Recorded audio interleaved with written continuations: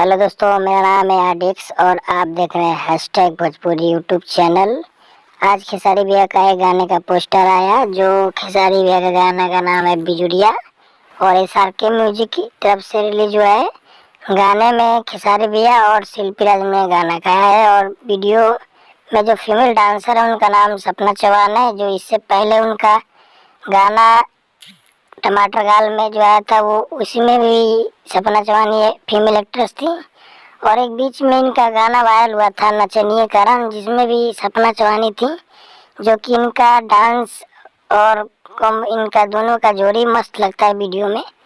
गाना अभी तो सुने नहीं है पर बवाली होगा, क्योंकि खेसारी भैया ने 2023 का आगमन धमाकेदार की तरफ से की धमाकेदार गाना के साथ किया था लाल टमाटर, और दूसरा गाना भी बवाली है जो गाने का नाम है बिजुरिया।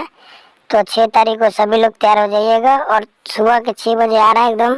वीडियो को फुल एंजॉय करेंगे और शेयर करते रहेंगे।